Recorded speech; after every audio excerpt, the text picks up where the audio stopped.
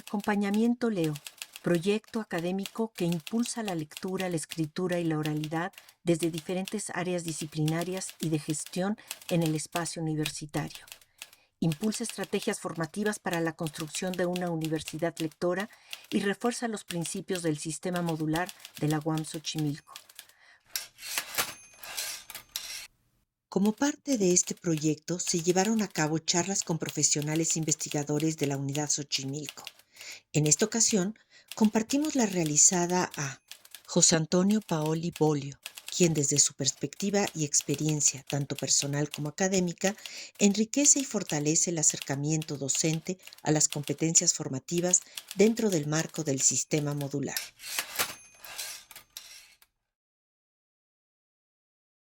El lenguaje es el vitalizante fundamental del intelecto. La, la intelección humana se expresa y se potencia a través del lenguaje. Y el lenguaje escrito potencia el lenguaje oral de una manera peculiar, bueno, de múltiples maneras, según los géneros. Cada escritura tiene dimensiones que a su vez se ramifican creativamente, porque el lector pues es un creador. Cuando tú lees a García Márquez, pues la voz de la abuela y la voz de la niña y la voz del tío y la voz del papá, tú las pones, no las pone García Márquez. Él te da una especie de, metafóricamente, una partitura para que tú construyas. Entonces es tu construcción, pero tu construcción se enriquece con nuevas pautas que no hubiera tenido si no hubieras estado viendo esa partitura. Es el ensayo, la novela, el cuento, que tiene además dimensiones distintas. El cuento, decía Ortega y Gasset, que el cuento es como un espejismo que te fascina. La novela también te presenta el espejismo, pero te muestra cuando te acercas a él y ves la intimidad, la sequedad de la tierra. ¿Sí? Es otra realidad. Eh, la novela es la fórmula moderna más profunda de la crítica social, porque desde la intimidad del individuo se enfrenta a lo que considera su verdad y desde ahí narra los hechos. Entonces hay un contenido psíquico íntimo eh, garante de la veracidad, o por lo menos del intento de veracidad de aquello que se dice, para destruir mitos, mitos económicos, mitos religiosos, mitos culturales en general. La poesía es la reina de las artes literarias. Me parece que la poesía es la capacidad de evocación de nuestro sistema de intuiciones más grandioso que ha producido la humanidad. Y recuerdo esos versos de la madre, a la que nunca pudo llamar madrastra, Pablo Neruda, y que cosió con los costales de harina los calzoncillos de mi infancia. Dice, esa mujer maravillosa y le dice a ella, tu humildad ubicua iba repartiendo el áspero cereal de la pobreza como si hubiera sido repartiendo un río de diamantes. Bueno, eso convierte la pobreza en la riqueza máxima, donde se confunden riqueza crematística con riqueza psíquica, con riqueza moral, con dimensión superior del ser humano, ¿no? Pero, ¿cómo tu humildad ubicua? La humildad es el sujeto. Y tú sabes exactamente que es el mismo sujeto, porque ella es la encarnación de la humildad, pero al mismo tiempo el gerundio ando yendo te permite hablar del tiempo. Todo es el tiempo de ella porque es ubicua, tu humildad ubicua, ¿no? Y entonces toda esa síntesis tú la haces. Pero claro, la, la maravilla del poeta que te permite construir eso, pero porque tú ya tienes construcciones previas que te hacen posible esa dimensión de la lectura que no podría tener cualquier hijo de vecino que no se hubiera entrenado en la materia, ¿no? Ahora, ¿cómo leer? ¿Cómo leer aquí?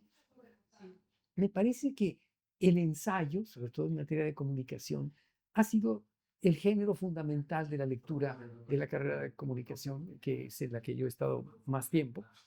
Y también ensayo sociológico en desarrollo rural, ¿no?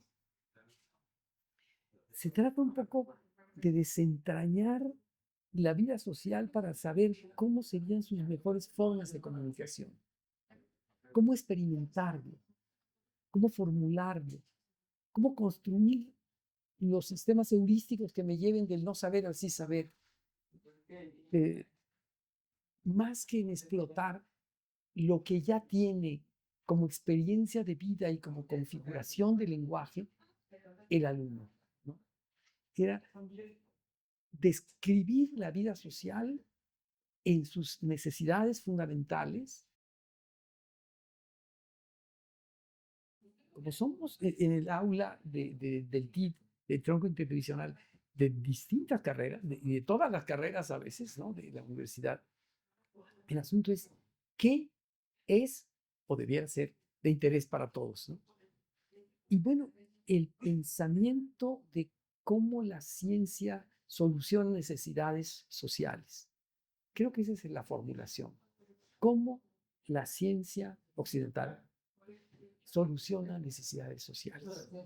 Muy centrado en la ciencia dura, eh, eh, también la sociología puede ser dura, muy dirigido por las ciencias sociales, pero viendo las ciencias del diseño, las ciencias de la matemática, las ciencias de la escritura, las ciencias de la lengua, las ciencias de una diversidad, pero necesidades sociales que pueden solucionarse mediante el ejercicio científico.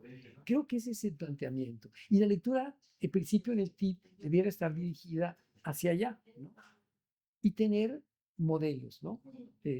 Modelos de operación que vayan integrándose pues, hacia eso que llamamos objeto de transformación. La universidad se plantea como encontrar caminos de solución a necesidades sociales, ¿no? Transformar en positivo.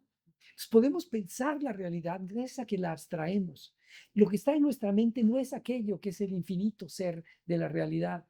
Entonces, ¿qué criterios para tomar objetos de transformación y operar positivamente sobre la realidad? ¿Y cómo pasar de esa lectura sociológica de la realidad a nuestro mundo de escritura de la universidad, ¿no? ¿Hasta qué punto esto se refleja en los trabajos de los alumnos? Y, y algunos trabajos, bueno, yo podría mostrar, no se me ocurrió traerlo ahora, pero eh, muchas veces en TID o en otras instancias les dejo hacer una revista y hacen unas obras de arte de revista imponentes, ¿no? Donde le meten todo, ¿no? Para el final de un trimestre. Eh, entonces, de repente lo que tenemos como información que captan los alumnos permite abonar a una realidad y escribir de una nueva manera muchas cosas.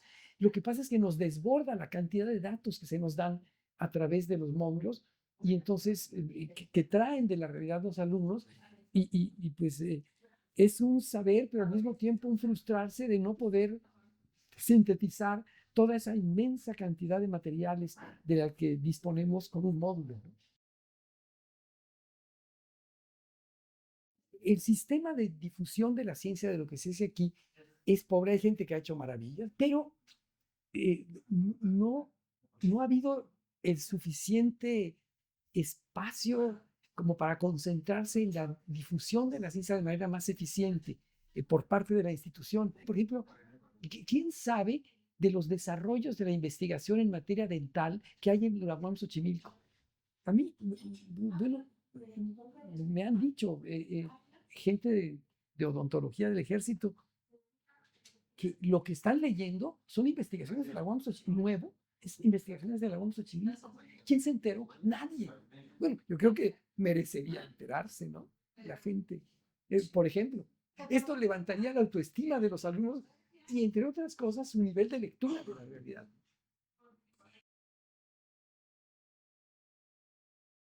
Yo creo que un ideal del módulo, hoy en día más claro que nunca, es la inteligencia colectiva.